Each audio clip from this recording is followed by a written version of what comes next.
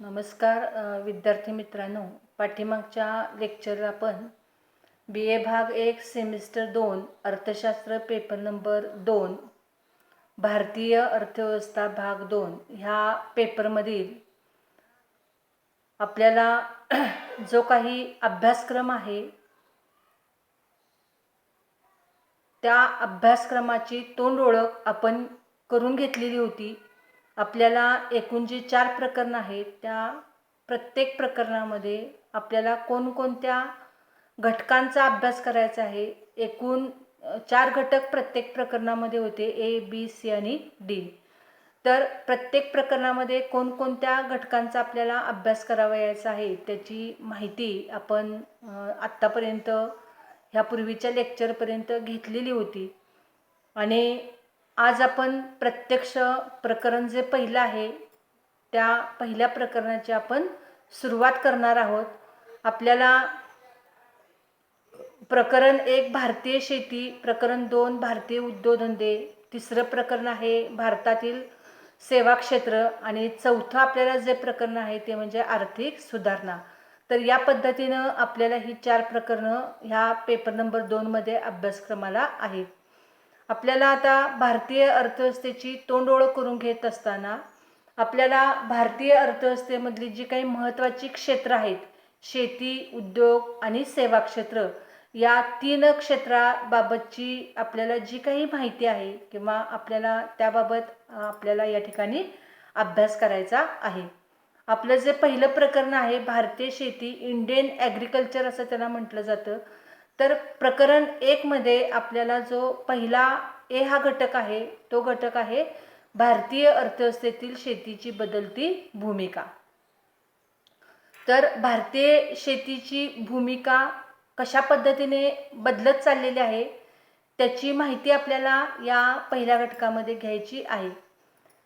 पाठीमागच्या एका लेक्चरला मी तुम्हाला सांगितलेलं होतं की भारतीय अर्थव्यवस्थेचा अभ्यास हा वेगवेगळ्या टप्प्यांमध्ये केला जातो. तर हे कोणकोणते टप्पे आहेत, तर एक म्हणजे ब्रिटिश पूर्व कालखंड, म्हणजे भारतात ब्रिटिशांचं आगमन होण्यापूर्वी भारतीय अर्थव्यवस्था कशी होती त्याचाही अभ्यास केला जातो. त्यानंतर दुसरा टप्पा आहे तो म्हणजे ब्रिटिशांच्या राजवटीतील भारतीय अर्थव्यवस्था, म्हणजे ब्रिटिशांच्या राजवटीमध्ये भारतीय अर्थव्यवस्था कशी होती त्याचा अभ्यास केला जातो. त्यानंतर पुढचा तिसरा टप्पा आहे तो म्हणजे स्वातंत्र्याच्या उंबरठ्यावरती असणाऱ्या भारतीय अर्थव्यवस्था, म्हणजे ऐन स्वातंत्र्याच्या उंबरठ्यावरती असणारी जी भारतीय अर्थव्यवस्था आहे तिचा अभ्यास केला जातो. पुढचा चौथा टप्पा आहे तो म्हणजे स्वातंत्र्यप्राप्तीनंतरची भारतीय अर्थव्यवस्था, म्हणजे 1947 साली भारताला स्वातंत्र्य मिळाल्यानंतर भारतीय अर्थव्यवस्था कशी होती त्याचाही अभ्यास केला जातो. आणि पुढचा जो 5वा टप्पा आहे तो अलीकडील काळामधला टप्पा आहे. आणि तो कुठला टप्पा आहे तर 1991 मध्ये आपण जेव्हा नवीन आर्थिक सुधारणांचा कार्यक्रम स्वीकारला, म्हणजेच आपण जागतिकीकरण, खाजगीकरण आणि शिथिलीकरण या 3 गोष्टींचा आपण स्वीकार केला.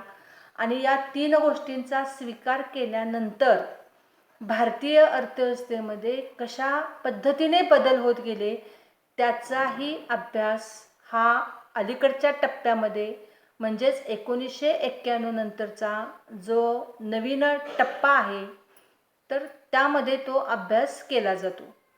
आपल्याला ह्या पेपरमध्ये जो काही भारतीय अर्थव्यवस्थेचा अभ्यास करायचा आहे तो कधी कुठल्या टप्प्यातला करायचा आहे तर तो अलीकडील कालखंडातील जो टप्पा आहे, म्हणजे 1991 नंतरची भारतीय अर्थव्यवस्था कशी होती, कशी आहे, तिच्यामध्ये कोणकोणते बदल झालेले आहेत, तो भाग आपल्याला ह्या पेपरमध्ये अभ्यासावयाचा आहे. तर आपल्याला या दुसऱ्या पेपरमध्ये जो पहिला टप्पा आहे भारतीय अर्थव्यवस्थेतील शेतीची बदलती भूमिका, तर भारतीय अर्थव्यवस्थेमध्ये जर एकंदरीत शेतीचं आपण स्थान पाहिलं तर ते खूप महत्त्वाचं असलेलं दिसून येतं. भारत हा आजही एक शेतीप्रधान किंवा कृषीप्रधान देश म्हणून ओळखला जातो. बघा, जगाच्या अर्थव्यवस्थेमध्ये किंवा आंतरराष्ट्रीय पातळीवरती भारताची ओळख सांगत असताना ती कोणकोणत्या पद्धतीने सांगितली जाते तर भारत हा एक विकसनशील देश आहे, म्हणजे विकासाच्या मार्गावरती किंवा आपण तिसऱ्या टप्प्यात जाण्याच्या अवस्थेमध्ये आहोत. म्हणजे लवकरच आपण प्रगत किंवा विकसित अर्थव्यवस्थेकडे आपली वाटचाल चाललेली आहे. परंतु विकसित किंवा प्रगत अर्थव्यवस्थेचा टप्पा गाठण्यापूर्वी आपला हा जो मधला टप्पा आहे तो म्हणजे विकसनशील अर्थव्यवस्था. कारण अर्थव्यवस्थेचे विकासाच्या दृष्टिकोनातून 3 टप्पे पाडले जातात: अप्रगत अर्थव्यवस्था, विकसनशील अर्थव्यवस्था आणि विकसित अर्थव्यवस्था, किंवा ज्याला आपण प्रगत अर्थव्यवस्था असं म्हटलं जातो. म्हणजे पहिला टप्पा आहे अप्रगत किंवा अविकसित, दुसरा टप्पा आहे विकसनशील आणि तिसरा टप्पा आहे प्रगत किंवा विकसित. तर ह्या 3 टप्प्यामधून कोणताही देश वाटचाल करीत असतो. आपण आता दुसऱ्या टप्प्याच्या शेवटच्या टप्प्यामध्ये आहोत आणि लवकरच नजीकच्या काळामध्ये आपण तिसऱ्या अवस्थेमध्ये किंवा तिसऱ्या टप्प्यामध्ये पोचण्याच्या प्रयत्नात आहोत.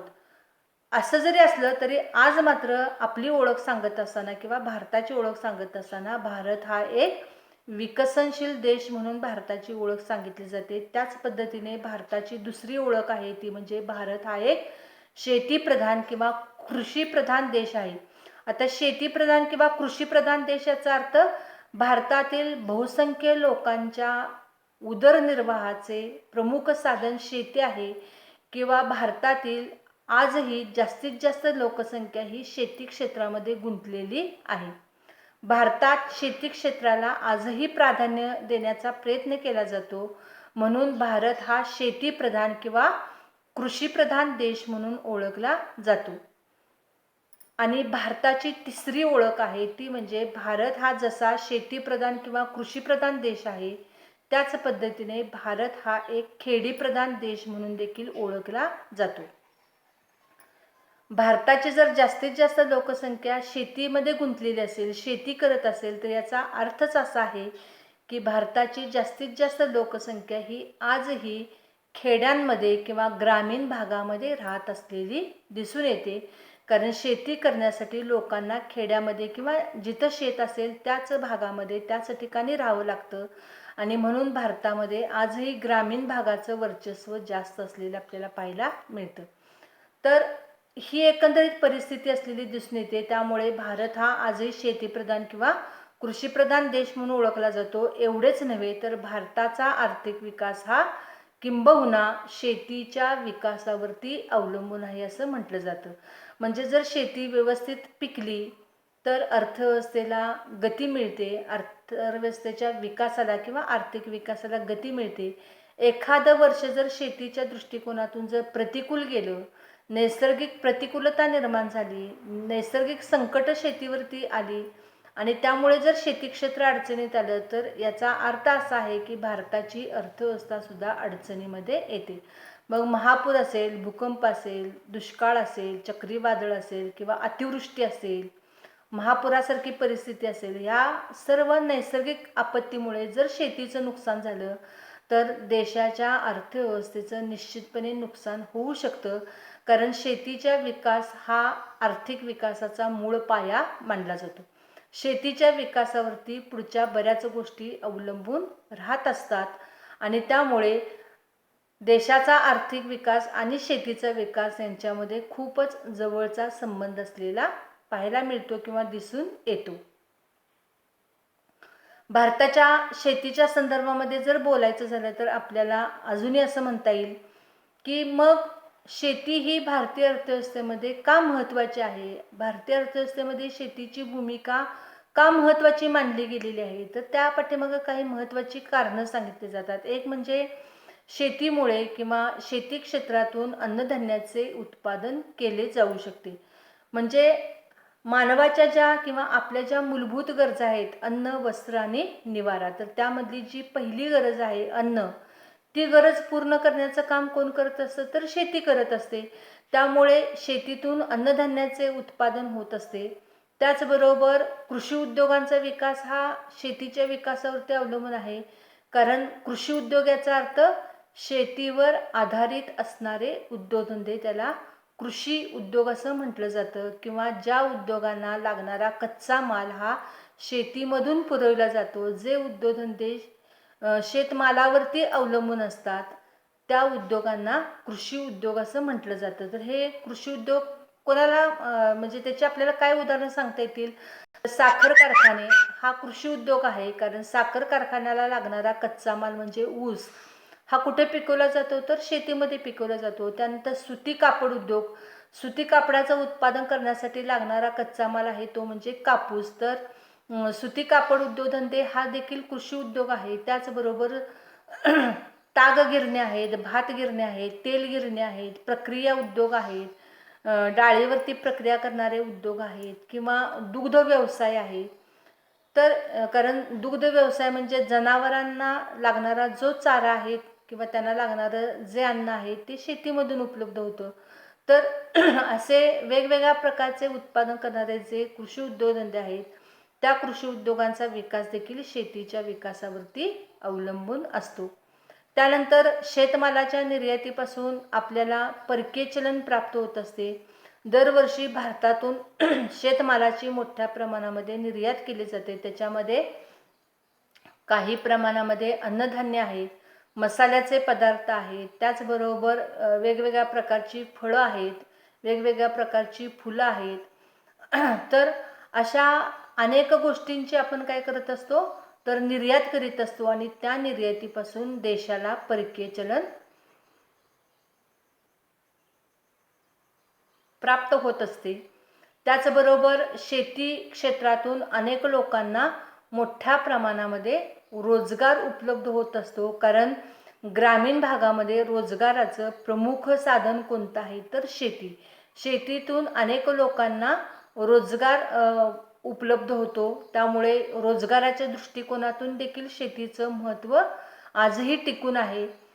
अशा अनेक दृष्टिकोनातून शेतीला आजही महत्त्वाचं स्थान आहे आणि म्हणून शेती हा भारतीय अर्थव्यवस्थेचा कणा मानला जातो. तर हा ऑब्जेक्टिव्हचा प्रश्न आहे, शेती हा भारतीय अर्थव्यवस्थेचा कणा मानला जातो. तर अशा अनेक दृष्टिकोनातून शेती ही भारतीय अर्थव्यवस्थेमध्ये महत्त्वाची भूमिका बजावते आणि म्हणून भारतीय अर्थव्यवस्था ही शेतीवरती टिकून आहे किंवा शेतीवरती आधारलेली आहे असं म्हटलं तर ते चुकीचं ठरणार नाही. तर अशा अनेक दृष्टिकोनातून शेती आजही आपलं स्थान किंवा आपलं महत्त्व हे टिकून असलेलं आपल्याला दिसून येतं. म्हणजे अगदी पूर्वापार भारतीय अर्थव्यवस्थेमध्ये भारतीय शेतीचं महत्त्व आहे. ब्रिटिशांच्या राजवटीपूर्वी असेल, ब्रिटिशांच्या राजवटीमध्ये असेल, ब्रिटिशांचं आगमन झाल्यानंतर, त्याचबरोबर स्वातंत्र्यप्राप्तीनंतर असेल, तर शेतीनं नेहमी सुरुवातीपासूनच भारतीय अर्थव्यवस्थेमध्ये महत्त्वाची भूमिका बजावलेली आहे आणि त्यामुळे शेतीला आपल्याला विसरून चालणार नाही किंवा शेतीचं महत्त्व आपल्याला कमी करून चालणार नाही. आता ही एक बाजू आहे की आपण म्हणतो की भारत हा शेतीप्रधान देश आहे, भारताचा आर्थिक विकास शेतीवरती अवलंबून आहे, शेती हा भारतीय अर्थव्यवस्थेचा कणा आहे. अशा अनेक गोष्टी जरी खऱ्या असल्या तरी विद्यार्थी मित्रांनो, या ठिकाणी आपण जो भारतीय अर्थव्यवस्थेचा अभ्यास करतोय तो 1991 नंतरचा करतोय. म्हणजे अलीकडील शेवटचा जो 5वा टप्पा आहे त्या 5व्या टप्प्यामधल्या भारतीय अर्थव्यवस्थेचा आपण अभ्यास करतोय आणि 1991 नंतर भारतीय अर्थव्यवस्थेमध्ये आमूलाग्र बदल झालेले आहेत. विविध क्षेत्रामध्ये जागतिकीकरण, खाजगीकरण आणि शिथिलीकरणाचे परिणाम होताना आपल्याला दिसत आहेत आणि अशा परिस्थितीमध्ये जर आपण भारतीय शेतीकडे पाहिलं तर आपल्या असं लक्षामध्ये येईल की भारतीय अर्थव्यवस्थेमध्ये शेतीचं जे स्थान आहे किंवा शेतीची जी भूमिका आहे ती मात्र हळूहळू बदलत चाललेली आहे. शेतीची भूमिका वेगवेगळ्या पद्धतीने आज आपल्याला बदलत असलेली दिसून येते आणि त्यामुळे शेतीची ही जी भूमिका आहे ती कशा पद्धतीनं बदलू लागलेली आहे, ती कशा पद्धतीने बदलत चाललेली आहे, ह्याच गोष्टींचा अभ्यास आपल्याला या पहिल्या प्रकरणामध्ये हा जो हा घटक आहे त्या घटकामध्ये आपण पाहणार आहोत. म्हणजे एका बाजूला आपण शेतीचं महत्त्वही सांगण्याचा प्रयत्न करतोय आणि दुसऱ्या बाजूला आपल्याला भारतीय अर्थव्यवस्थेमध्ये शेतीची बदलती भूमिका कशा पद्धतीने निर्माण झालेली आहे त्याचाही भाग आपल्याला अभ्यासायचा आहे. तर इथं आपल्याला शेतीची बदलती भूमिका पाहत असताना आपण दोन्ही पद्धतीचे मुद्दे पाहणार आहोत. म्हणजे भूमिका कशा पद्धतीने बदललेली आहे आणि आज ही भूमिका कशा पद्धतीने टिकून आहे. तर हे दोन्ही मुद्दे आपल्याला पाहायचे आहेत. आज आपण या ठिकाणी थांबणार आहोत आणि पुढच्या लेक्चरला आपण राहिलेले जे पुढचे मुद्दे आहेत, अर्थव्यवस्थेमध्ये शेतीची भूमिका कशा पद्धतीने बदलत चाललेली आहे, हा जो भाग आहे तो भाग आपण पाहणार आहोत. तुम्हाला ह्यापूर्वी सूचना दिलेल्या आहेत की लेक्चर आपण फक्त ऐकायचं नाही, व्हिडिओ तुम्हाला जे तुमच्यापर्यंत पोहोचवले जात आहेत त्यातून तुम्हाला PPT तयार करून पाठवले जाते. त्याच्यामध्ये काही मुद्दे तुम्हाला तिथं दिले गेलेले आहेत आणि ह्याच तुमच्या रनिंग नोट्स असणार आहेत. त्यामुळे आणि ह्याच्यातूनच तुमची पुढच्या परीक्षेच्या ऑब्जेक्टिव्हची तयारी होत असणार आहे. त्यामुळे तुम्हाला जे काही आम्ही मुद्दे ह्या व्हिडिओच्या माध्यमातून देत आहोत ते तुम्ही लिहून घेण्याचा प्रयत्न करा. बरेच विद्यार्थी लिहून घेत असतील, परंतु अजूनही जर कोणी विद्यार्थी लिहून घेत नसतील तर त्यांनी ते निश्चितपणे लिहून घ्यावेत. आज या ठिकाणी आपण थांबणार आहोत. धन्यवाद.